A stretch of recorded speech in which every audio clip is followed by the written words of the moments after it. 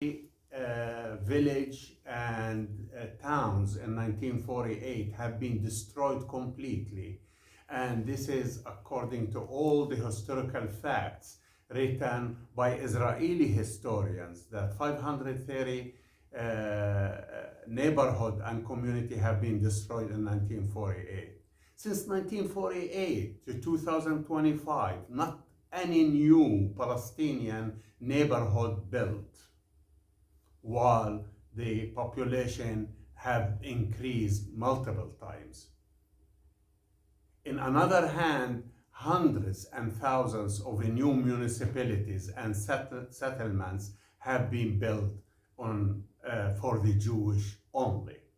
And when I say for the Jewish only, it means certain neighborhoods, especially in the West Bank in Gaza, all the settlements outside of Gaza, which is historically part of the Gaza municipality, or inside the West Bank, all these settlements, no Palestinian, Arab, Muslim, or Christians allowed to live on those municipalities. As a matter of fact, driving to those settlements, they use Jewish-only roads. That is by itself is an apartheid. When we say apartheid, we didn't select that word, but we studied another examples of racism and apartheid, mainly the South African example of apartheid. And we study where are in the laws there is discrimination against the indigenous people of Palestine.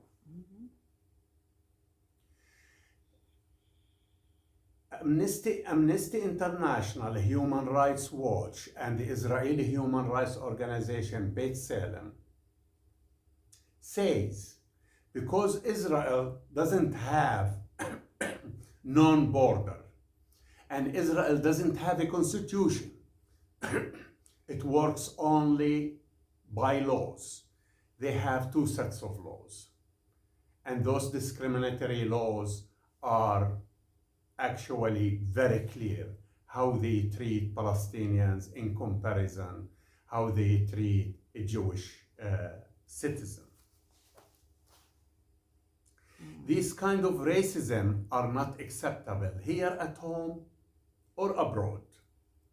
This kind of apartheid are creating the continuous violence you see every day on your TV or in your telephone, smartphone of what's happening over there. Would you say what we see is accurate of what is happening?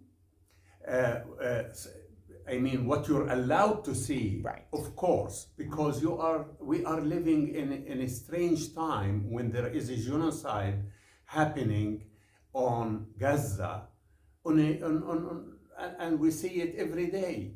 You are talking about over 60,000 Palestinians, children, women, men, elderly, get killed in the last 21 months.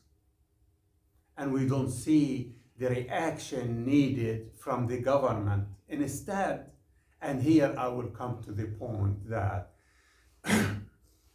United States and Vermonters are responsible for what's happening over there.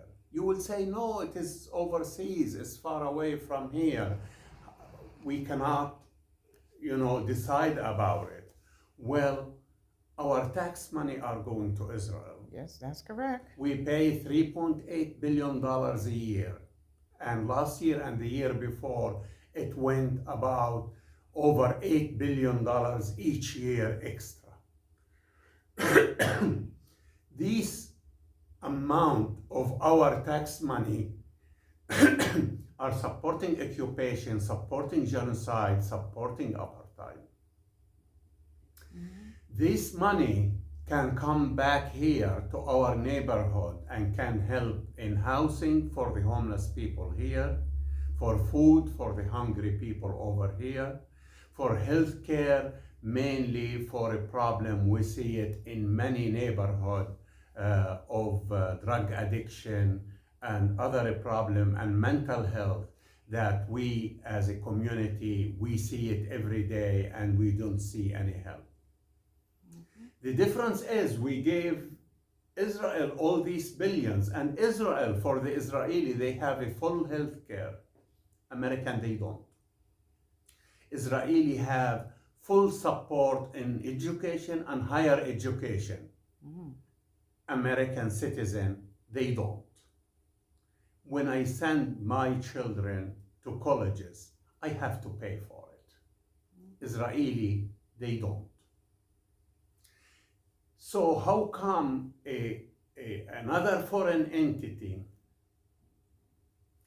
can function, and it depends on the American tax money, and have all this access to healthcare, housing too, is almost for zero interest to get a house. Only land, it doesn't belong to them. 90% of historical Palestine, today Israel, is controlled by the Israeli government, the lands. Palestinian in West Bank, they have no right whatsoever.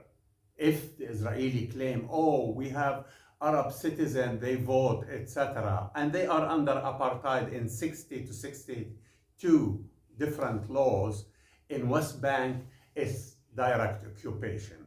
Direct occupation, it means they are facing hundreds of checkpoints every day. It will take hours to go from your house to schools, from your house to the hospital. We know of stories of women gave birth on the checkpoints. An 18-year-old Israeli soldier can stop Palestinians for hours and hours because they decided so. Harassment of Palestinians, shooting Palestinian children is daily on the West Bank. So not everything started in October 7. We're talking about 100 years, at least 76 years since the State of Israel have been created. So what we going to do about it as an American? Because American and the West are the main supporters and who created this entity we call State of Israel, we have responsibility to stop this genocide, this apartheid, and these massacres.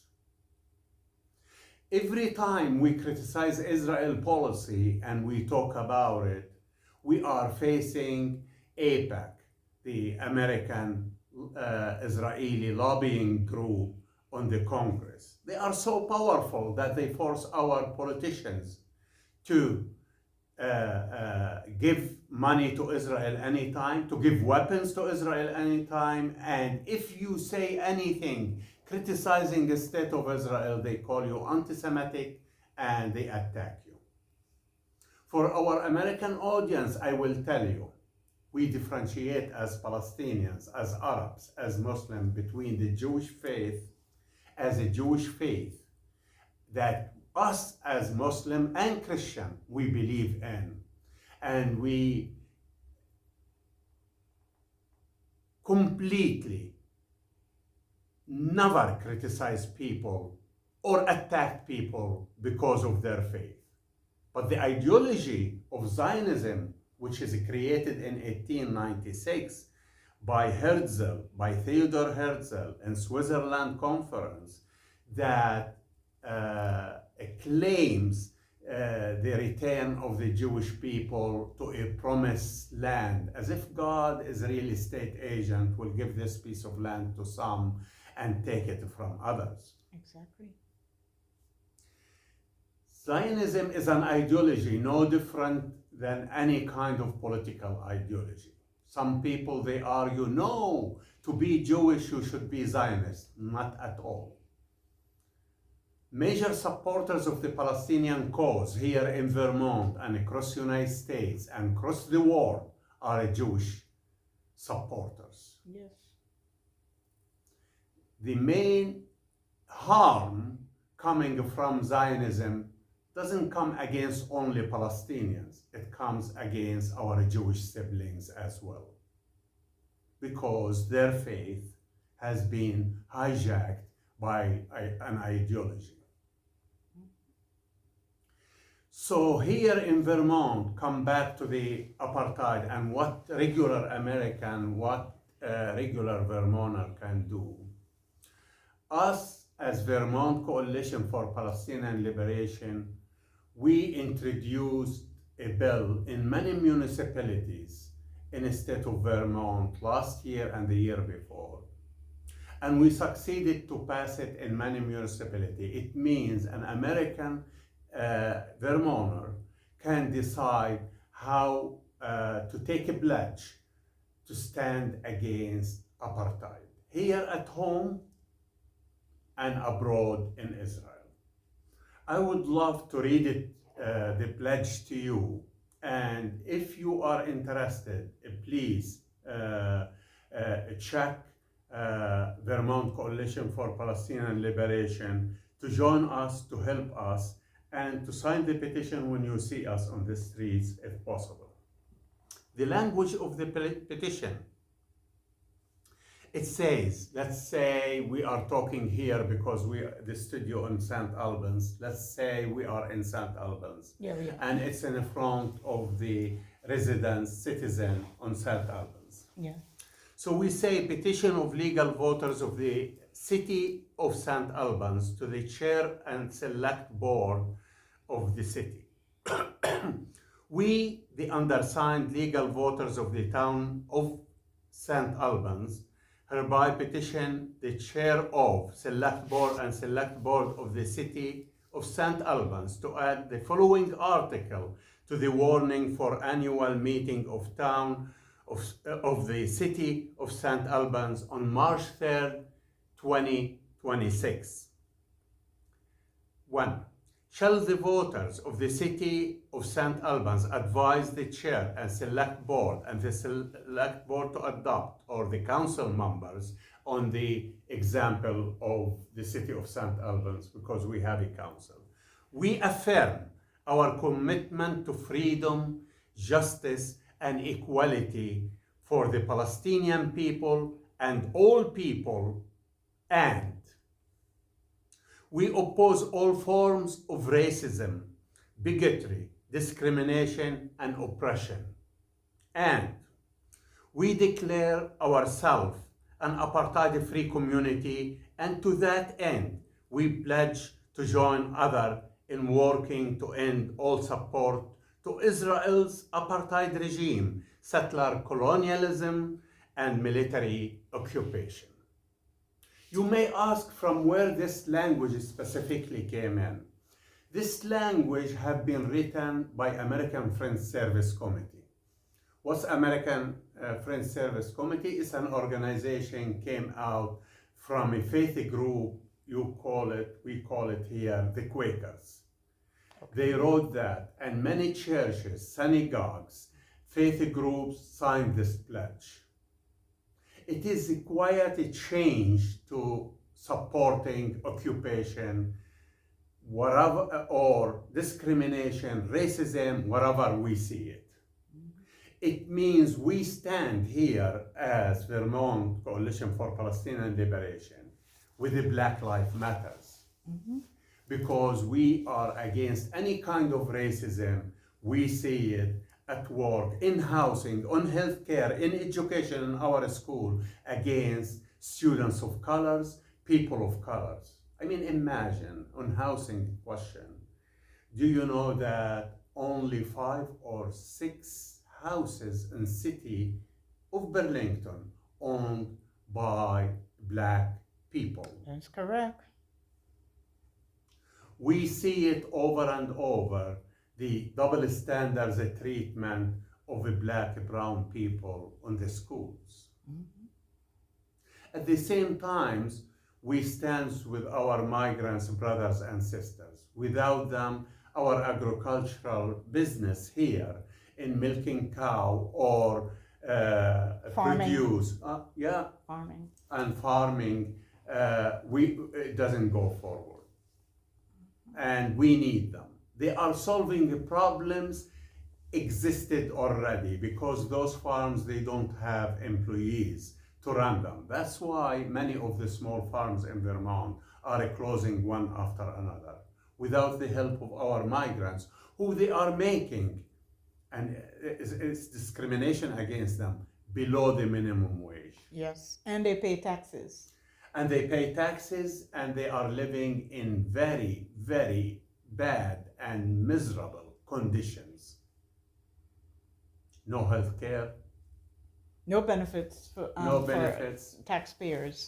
and farm- no safety. Right. No safety net for the farm workers.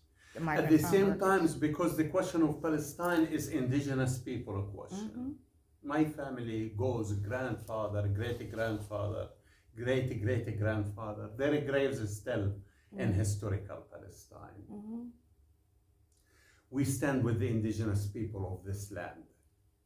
And we have to say every time, remind ourselves that our situation as Palestinian, no different than the genocide happened on this land. Yeah, when they took the native Indian land away. Of course. And, as you see all of this now, I'm saying we could really fix this because we can give back the land to the original owners, who are the Native Americans with the different tribes, and problem solved. Then everyone becomes immigrants. I mean, it has to be fixed. Yep. And we have to give back to the people who survived from the genocide. Millions of people got killed in this country, and we have to recognize that. It's coming slowly to recognize the tribes lived on this land, but recognition is not enough if we don't support the remnants of those communities, like here in Vermont, the Abenaki. And we have to look at ourselves on the mirror and we say, we will never do it again. We shouldn't support genocide like this. When we see that, and we see the genocide taking place in the last 21 months in Palestine, we should take a stand. Because even if you don't care in general about the Palestinians and you think it's a foreign, while it is not, it's very local issue. You have to put in your mind what you're going to tell the next generation American when they read about the genocide in Palestine. Exactly. That thousands and thousands of children get killed. And it is not new, it's not since October 7th. There are so many massacres Israel committed, but then we didn't have a smartphone to catch it and photos immediately like we see it now. Right. If it wasn't for the bloggers and people taking out their personal cell phones or iPad, tablets, we would not have known the raw footage, because by the time we get it on national TV, it's being censored to have the narrative that whatever country needs to portray. Yeah, it's helping to see it clearly and to see the point of view of the people who've been voiceless for 76 years. For years, we hear only what the Israeli or supporter of Israel tells you through mainstream media. That's why I am very grateful to come today and to use a People's Access TV to tell the Palestinian side. We are rarely invited to these kind of circles to learn about it. So in general, what is Palestine of today for the people to understand? If you read or educated yourself about the civil rights movement of this country, you're going to learn that Palestine of today is the civil rights movement of today. If you were part or you're studying the anti-apartheid in South Africa, which is a lot of American boycotted products, and declared that South Africa is an apartheid state. Today, Israel, Palestine, Israel is the apartheid state. Yeah. And we are living of anti-apartheid movement. You have the right to join it or to reject it. And to join it, I ask everybody to boycott Israeli product. And this is very, very safe to say, because it is not militant action. It is equal to civil disobedience. Boycott, divestment, and sanctions are legal under all international law and the American history. You have to remember that when the first American action for a revolution to get rid of the British occupation of this land, it was the Boston Tea Party. Boston Tea Party, when the American in Massachusetts and Boston rejected the taxation on the tea and rejected to buy the tea, and they drowned the tea on the Boston harbors. This was the beginning of the British, the American Revolution against the British colonialism. So what's good for the American, good for the Palestinians. You pride yourself of that action, you have to support the Palestinian if they do the same. Right. Same on the civil rights movement during the lunch counters and boycotting certain businesses that they supported KKK mainly on the South, and certain businesses that they rejected the equality of black and white on this country. There was a lot of boycott movement, and we have to study it very well and to see how much similar to what the Palestinian doing on this movement. Vermont are known as liberal, is more to the left. The Democratic Party is different. We have Bernie Sanders, we have Becca Palin. But actually, if you are the other side, if you are not white Vermonter, you're going to see that we are facing discrimination here as well. Yes. And I would like to interject on that. I went to NAN's National Action Network convention, 25 convention in New York City, and people were alarmed that I was from Vermont, and they were alarmed that discrimination is in the state of Vermont, and I was like, well, discrimination is all over, and their impression was that we're so liberal, and we have Bernie Sanders, and we have Peter Welch, and we have Becker that is so outspoken that we don't have discrimination here. And I'm saying we do on a different level. For example, black or brown people are not allowed to live in certain areas. Certain landlords wouldn't rent to a black or brown person. And I'm grateful that as a Palestinian person, you're here to talk of your experience as from a Palestinian and how we all are in the same struggle into equality, to get equality, because we're not treated equal. That's why we the Palestinians, and we are in the center of the actions now and center of activism, and we relate to all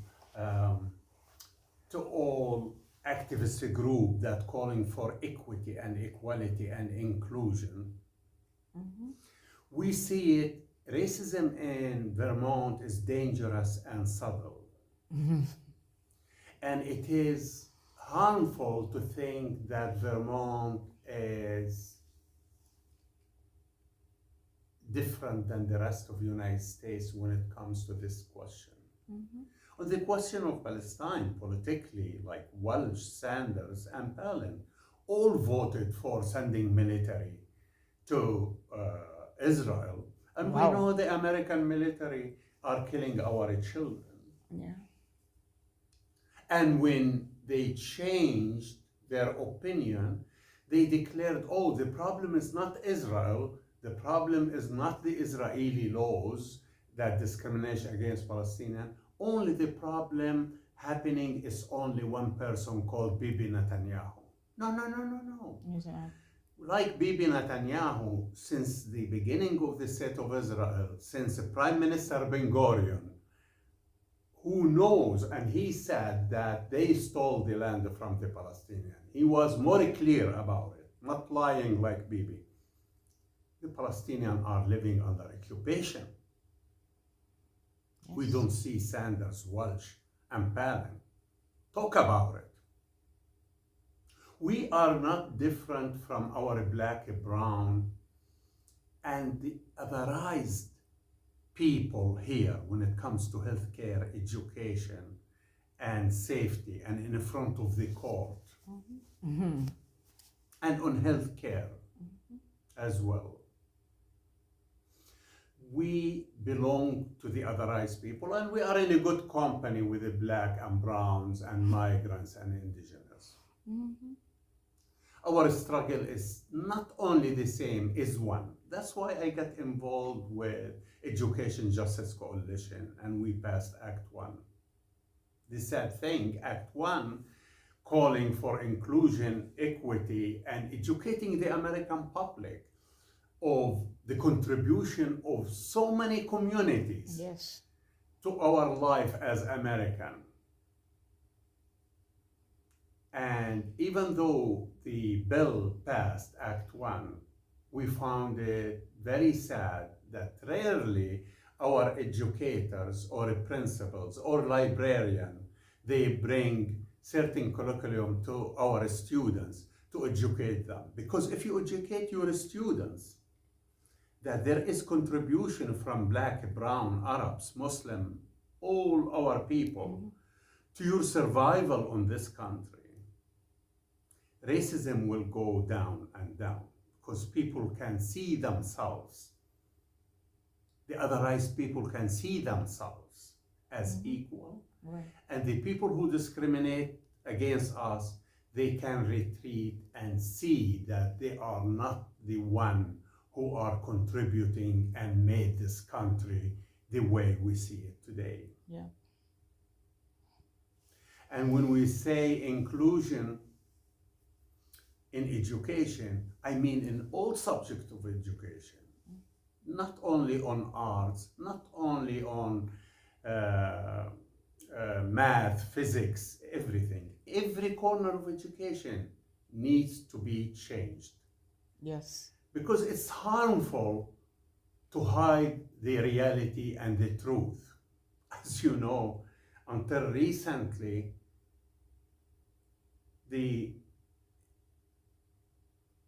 schools on this state and all across the United States, they used to use Christopher Columbus as the one who discovered America.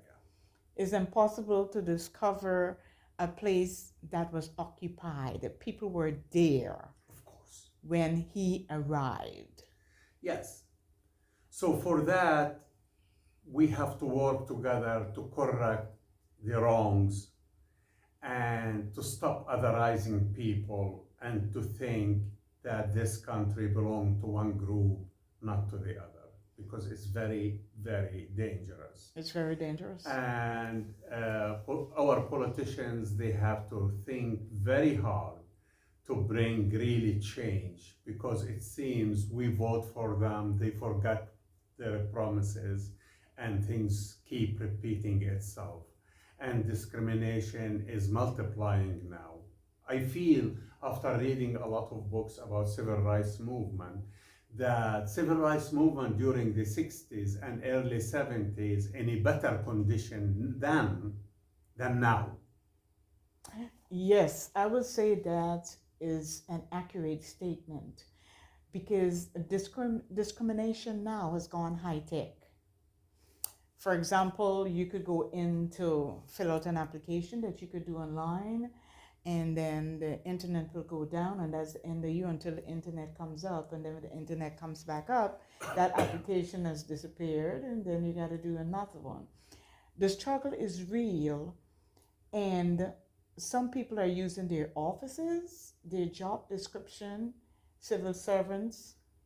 And one place that I know for sure for the immigrants is the court system, because the person who's taking the notes in court doesn't understand a word you say.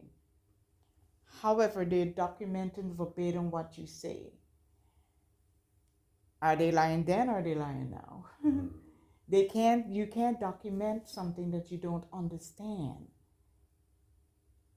It's happening, I mean, in the court, majority of people who ended up in jail and prison,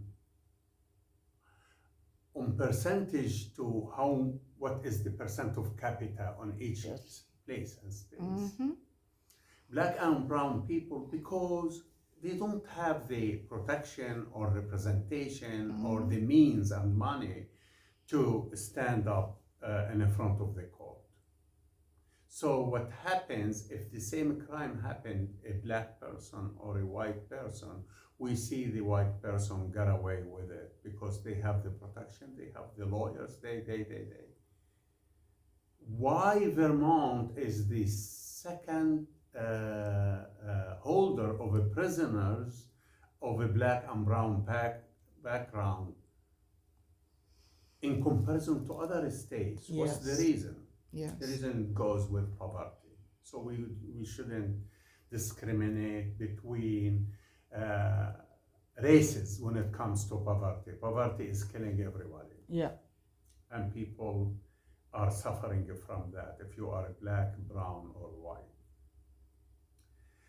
But at the same times, repeating the same thing again and again, and every study it says this is what's happening, and a lot of people, because like some high school students, I mean, if they act differently, there is a different way how to react to a black and brown students Yes. in comparison to white. That's why pipe to jail. And we are building jails, and now I heard the state are making a study, paid millions of dollars for a study to open a new female prison. You know, it might be in your neighborhood, maybe here in St. Albans. We already have one at a men's prison on Lower Newton Road that is being utilized by the federal government, ICE, Yeah, immigration. yeah, they are renting rooms. Yes, You know, $150, I believe, a night per head. Yeah. But this is, I think, free hair. They are teaching about it. It's supposed to be woman prison. Yeah, that they want to build. But this is 196 bed prison, when actually, physically, you have only 58 women prisoners in South Burlington. Because they intend to bring more female immigrants or people, Prisoners. right, that they kidnap on the street to the women prison. Yeah. So we have to rethink that. If we have a government have the money and means to build the prisons, they have the money to help the neighborhood they are building the prison in. So we will see that poverty doesn't play any kind of reason for a crime, especially for women. I mean, what kind of civilized country putting poor women on jail and separate them from their family? And one thing that I went to one of the Free Hers protests they had in front of the women prison there in Burlington, And one of the speakers went into prison and got pregnant in prison. She was there 7 months before she was pregnant. So she was pregnant while in prison, and it's a women's prison. How did that happen? Yeah. So there's a lot that is not being discussed because it's not the popular thing to do, or it's going to tarnish the image of Vermont because we're supposed to be liberal, squeaky clean, and whatever. And it needs to be addressed, and it needs to be told in conversations that, like every other place on earth, we do have problems here that is unique, that if we come up with solutions and work together towards the consensus of that solution or solutions, then we can really assist in making us coexist to exist. Mhm. This whole country was built on immigrants. Of course. And now to be anti-immigrant, that even you want to touch birthright, that if a child is born on U.S. soil, if this is the parents and if that, then they're not, is saying that the history of this country needs to be rewritten. Of course. Of course. I mean, there are the anti-immigrants that we're experiencing it more now under the Trump administration. It's nothing new. Right. As a matter of fact, on numbers, more immigrants have been imprisoned and sent back under Barack Obama and under Biden Mm-hmm. than under Trump on the first term. Mm-hmm. So for that, we have to understand the anti-immigrants, anti-black and brown people, the otherizing other people, is in the root of the system over here. Mm-hmm. That's why we say it's a racist system. Mm-hmm. When we say racist system and it prefer to support the white, it's not white the only the skin color. Mm-hmm. White system is people who thinks, the people who came from European background, Yes. who created a system to otherize other and to make them another class of people in the same country, you know, and it's forever. Mm-hmm. They may pass, there are enough laws in the Constitution to treat everybody as equally. Mm-hmm. But when you talk about the system on housing, on healthcare, on Employment, unemployment, employment, mm-hmm. Job promotion. yeah, we see the difference. And, Yeah. yeah. I want to point something out to you as well. Right now, there's a Price Chopper is right down the road, and the manager of the pharmacy department is from Nigeria, Okay. and she's been called a DEI hire. DEI. Yes, a DEI hire, a pharmacist. Now, in order for you to become a pharmacist, you had to go to school. Of course. You had to pass. Yeah. You had to pass the state board, and you gotta have a license. Yeah. There's no D hire in pharmacy. No. DEI hire in pharmacists. No. And when she has on the coat in the pharmacist, Yeah. they would speak not to her, but to her assistant who is Caucasian about any problem with the with a medic or a question. And she's the pharmacist, the manager of the pharmacist. And if she's out of that area, she's been asked, do you know which aisle this is? Are you the cashier? Are you the person in? And we're like, why can't she just simply be the manager of the pharmacist, in the pharmacy in Price Chopper in the state of Vermont, in the town of St. Albans? Not only that, I mean, if you come to University of Vermont Hospital, from the person who cleaning the floor to so many doctors are migrants, immigrants. They came from somewhere else and they did very well in education because there are reasons for that. And I experienced myself and my brothers and my sister did it. That when they took everything from you, mainly the Palestinian, the land, the home, the identity, etc. You have only one way to regain yourself and to regain identity is education. Yes. So you go to the parents keep pushing colleges, school, because we lost the land. We were farming background. If the land is still there, I will be a farmer and a proud farmer, definitely. But education is the only ticket out for us, the newcomers, the people, the otherized people, and we press on that. Yes. And here, I mean, we don't differentiate. We're not talking we are liberals. We're neither liberal or conservative. We're neither Democrat or Republican. We're not talking internal American politics. We are talking much more about equity, equality, and inclusion. Yeah.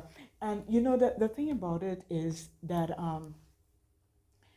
the more we realize that our differences is exactly what makes us unique. Of course, we have a pride about that uniqueness. Yeah. And I hope it will continue. I hope it will help next generation, our children, you know. But at the same time, if it doesn't change, it's harmful. It's very extremely harmful.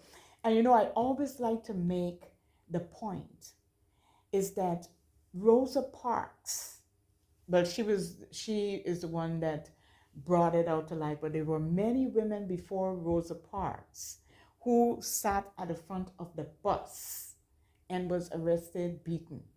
Rosa Parks, because of Rosa Parks, the Honorable Rosa Parks, a sacrifice, I could come and ride the front of the bus. And I take that as a privilege and will do it every chance I have, because they paid, our ancestors have paid for our freedoms now. And it's our duty to now pay that forward to the generations that's going to come after us. I have 4 generations born American. I'm the only foreigner in my family now. Everyone is born here. Yeah, 4 generations. Yeah. And people ask, well, but you don't even have immigrant grandchildren anymore. I still have to fight for them, because if we go by the rules that is trying to be implemented now, they are foreigners because of me. Of course, I mean, and we see it here, and I respect other activists. They are helping us to move forward, to do the change, to make the change. Mainly in the Palestinian issue. The Palestinian issue has become all over United States, tens and tens of colleges. They built encampment last year, if the audience remember. And now many of our students getting arrested. Yes. Because they used what is determined as inflammatory language. Yeah, but I mean, when we speak up, including this interview, it is because we are using the First Amendment rights. Exactly, that we are protected by. The protected right. But it seems First Amendment right, freedom of speech is a free until you say Free Palestine. And Free Palestine becoming anti-Semitic slogans. And a lot of politicians are not protecting Palestinian American or the American with solidarity with Palestine. Exactly. And that's why many of our students get kidnapped, similar to the other migrants. This is, I mean, some of our students here in Vermont, we have two cases. One of them when Mohsen Mahdawi got Yes, I was imprisoned, there. uh, I was uh, there. got imprisoned. When he left, as a matter of fact, before he left, he was talking about the migrants he met on jail. So we share the same history now. We are sharing the same kind of discrimination and the prison cell as well. Yeah. And the thing about it is that because of the now immigrant the attack on immigrants, it has brought us close together. Oh yeah, I mean we don't have anybody but each other's, you know, of course, Yeah. and we start to learn more about each other's struggle and where we came from and why we have the common.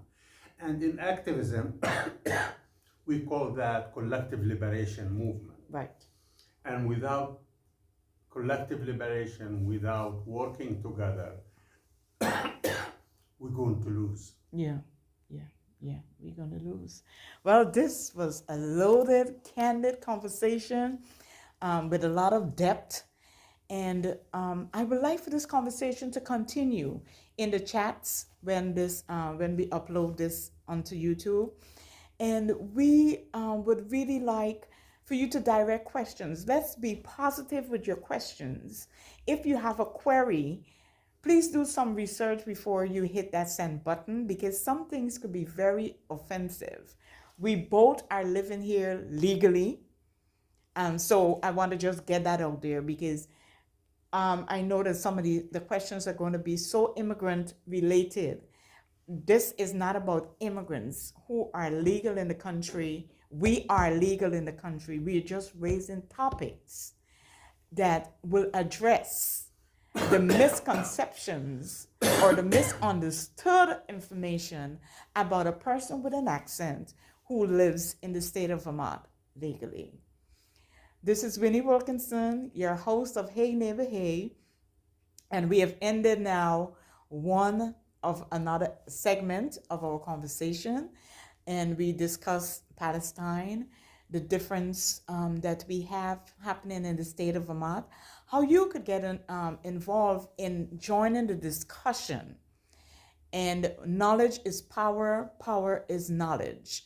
And we must coexist to exist, because we all need each other. One love. Peace out. Thank you so Thank much. you very much. Thank you. Yeah. So Free Her is here too. So that's my next guest. Yeah. Jaina, with Yeah. you? Yes. Oh, with you? Yeah. Oh. Yeah, so we gotta get some pictures. Let me just, which phone? This phone. All right, I just need some pictures with you and the sign. Yeah. Okay. If you grab the flag, we need that flag in it. Yeah, I put it there so that it could be stable. Oh, come on. I cover up my cameras because people hijack your cameras these days. Yeah, but we did a good thing with the conversation. All right, let me see. I gotta pull this. Just do some rearranging. And then we're gonna start with her. All right, so if you go a little bit more Okay. to the right.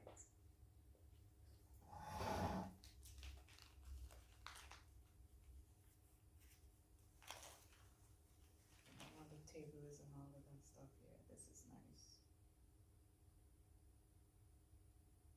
All right, let me get a picture. So you take a picture with me and the flag too? Yeah. So I'm gonna put that with the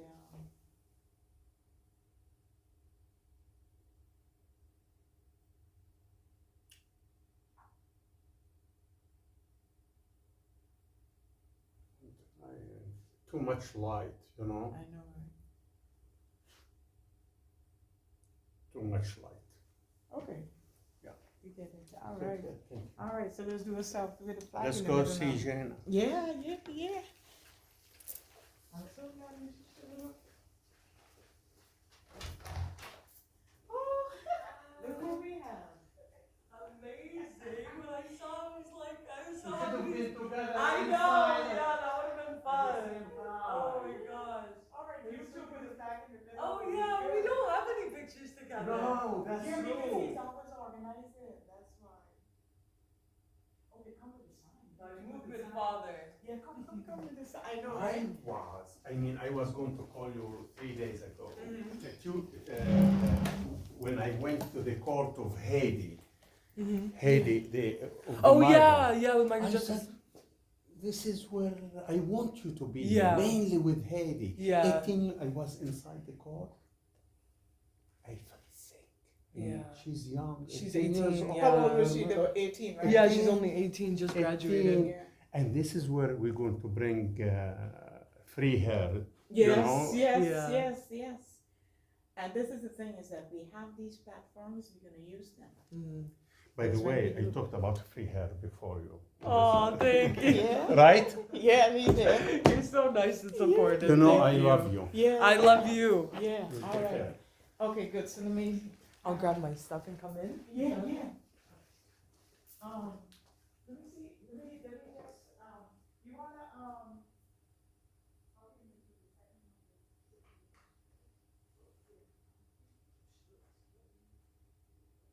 This space is really nice.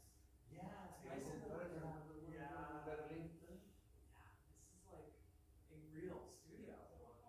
That's incredible. Yeah.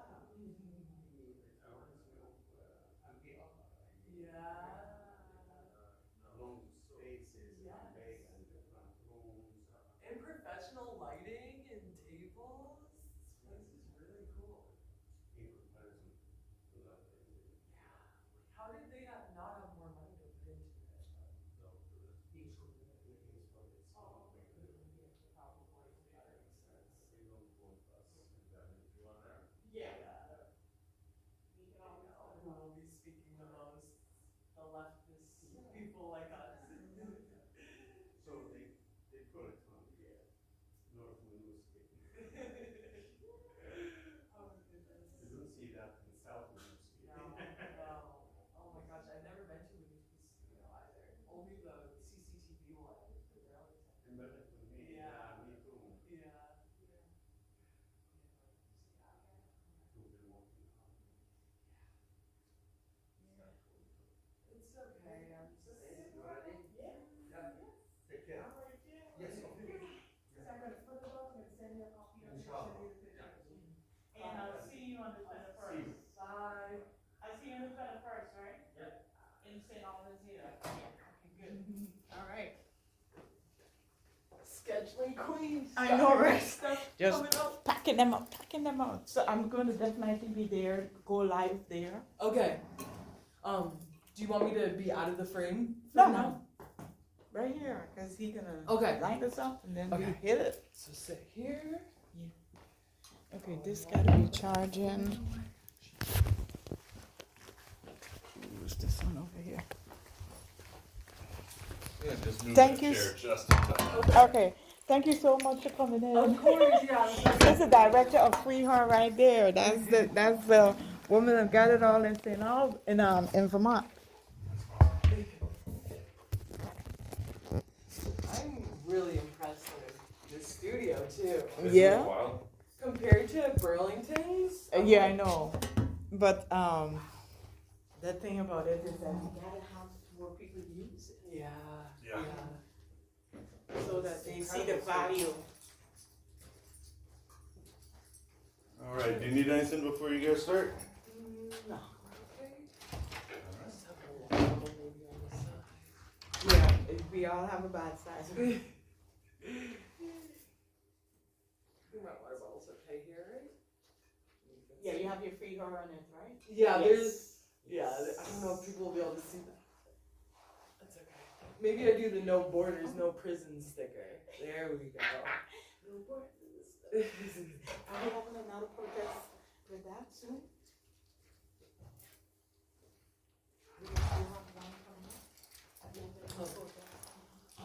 So we haven't been planning them because You're Migrant Justice, you know, we don't want to like step on any toes and just be helping organize their events. Yeah. That's the thing.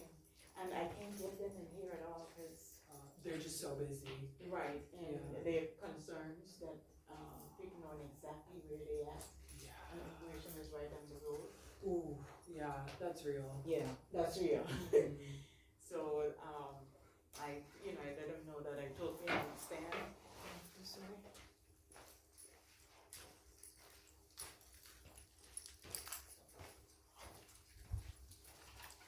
This is such a professional setup. I'm Yeah. loving it.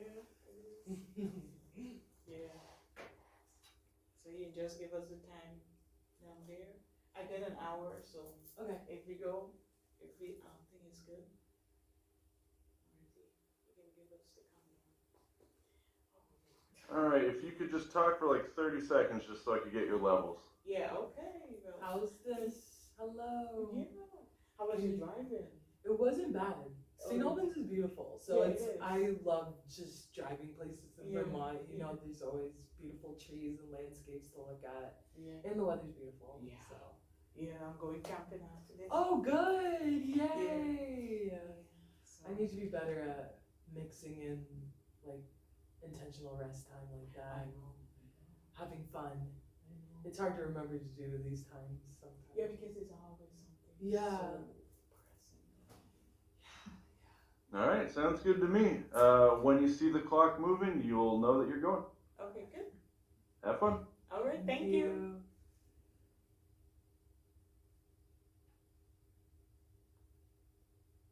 Okay, so my name is Winnie Wilkinson. I'm the host of Hey Neighbor Hey.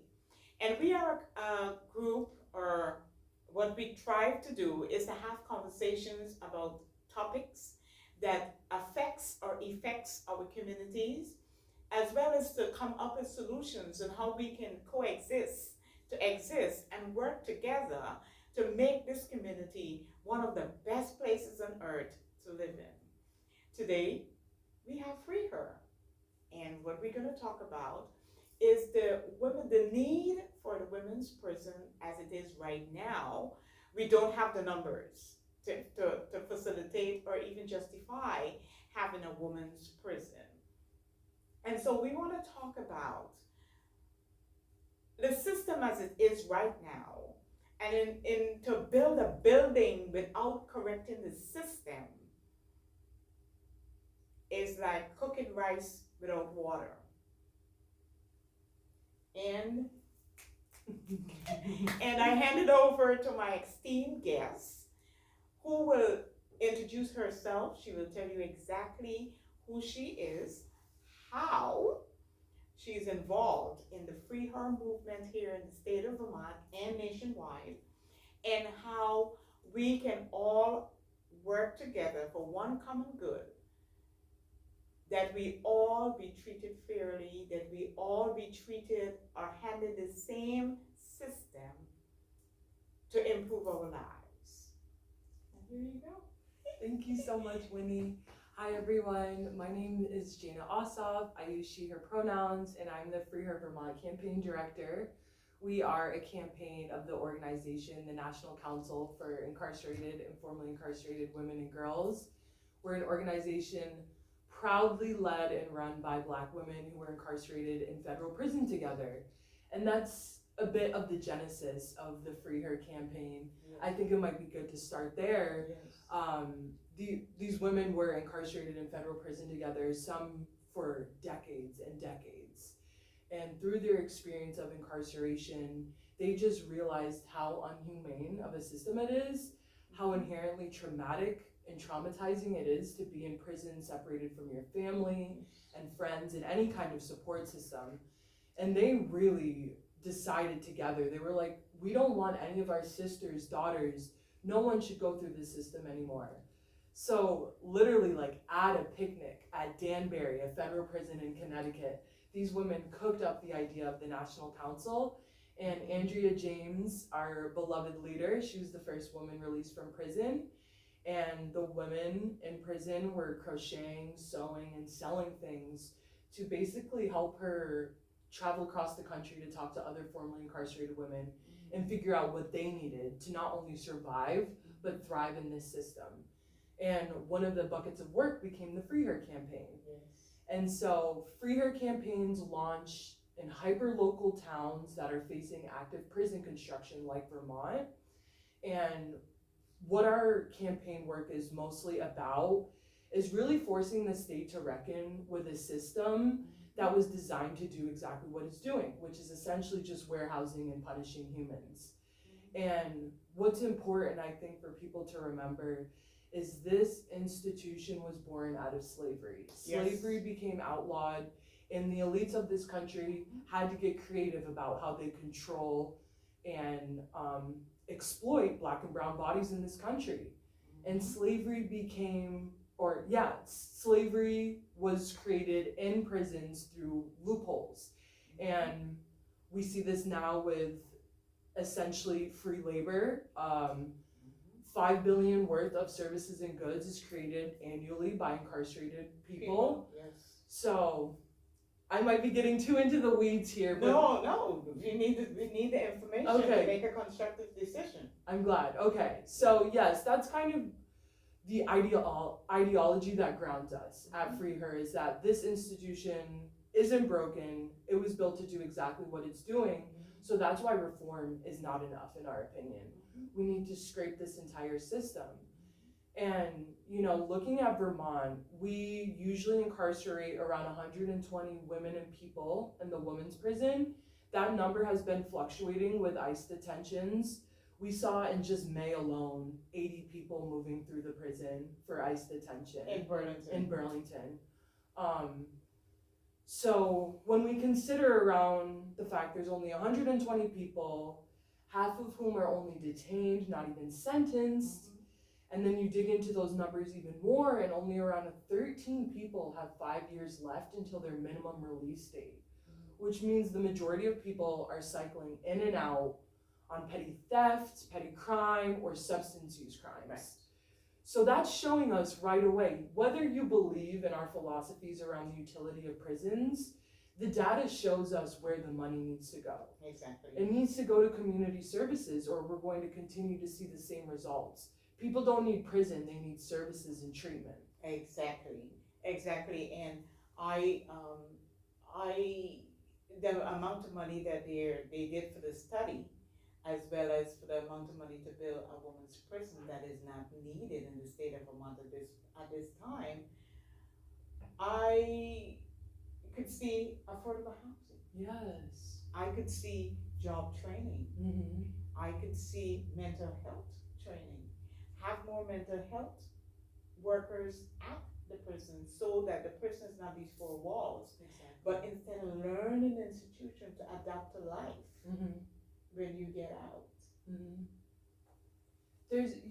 We can build, and that's something that people are confused by our stance. They're like, okay, so what do? We just don't build anything, let people free? And it's like, no, we can build some kind of facility or treatment center that addresses the root causes of crime. To us, criminalized behavior is a symptom of whatever's going on underneath. And like you're saying, when people are talking about alternatives, they think they have to be so complex. There's over 150 people sitting in Vermont prisons because they don't have an improved place to go and live. Yes. And it's a condition of their release that they have a place to live. So people are being punished essentially for being unhoused in our system. So right away, building rehabs, building housing, we could naturally decrease our prison population. These narratives we've been force fed around dangerous criminals, Immigrants. it's not true. There's maybe 3 people in the women's prison that have life without parole. So even with the prison system, almost everybody there is coming back to us at some point. And it's about like, what kind of condition do we want our people to return to us in? Exactly. So yeah, it's just a lot of unlearning that has to happen, and it's frustrating that as a society our foundation isn't love and care, it's punishment and vengeance. Yeah, punishment and vengeance. Now, with no programs, or next to no programs for the women coming out, what are the expectations of these women to society? Exactly, and that's one of the issues. So a lot of folks, like especially with like furlough programs or parole, you have a lot of expectations. Like you have to meet with your parole officer. Sometimes you have curfews, so you have to be back in your residence before 9 p.m. Or you have to meet like a slew of appointments to keep up with basically your conditions. And these are women that usually don't have cell phones, don't have cars, probably have children they have to take care of. So we're just setting people up to fail every single time because they don't have the resources to survive. So what makes us think they have the resources to keep up with this demanding system? And that's something that needs a lot of work is the reentry process. We can't just release people and be like, good luck out there. And that's essentially what we do. And something I just want to bring into this conversation that I feel isn't centered, especially when we talk about women's incarceration, is forced criminalization. So women who are in human trafficking or in abusive situations where their partners are telling them, you need to do this or I will hurt you. We don't acknowledge that. There's no place for women who are victims to be helped. Like, yes, there's the Vermont Network Against Domestic Violence does programming in the prison, but it feels like there needs to be a step further. Like, we're punishing women for being victims of domestic violence. We're punishing women for being abused from childhood and the state never intervening until it gets to a point where they are having complex co-occurring disorders because of all the trauma they've been through. So it's just upsetting that, you know, a state like Vermont that prides itself on taking care of the most vulnerable doesn't really view incarcerated people the same way as I feel like we do other vulnerable populations. When I went to National Action Network convention in April, and there were women from the women's prison, you know, talking about their lives coming back out. And this woman said that when she was leaving, she found it odd that, you know, wherever exit she had to go, and the corrections officer, I hope you don't come back. Not do well out there, I believe in you. Such a negative. Yeah.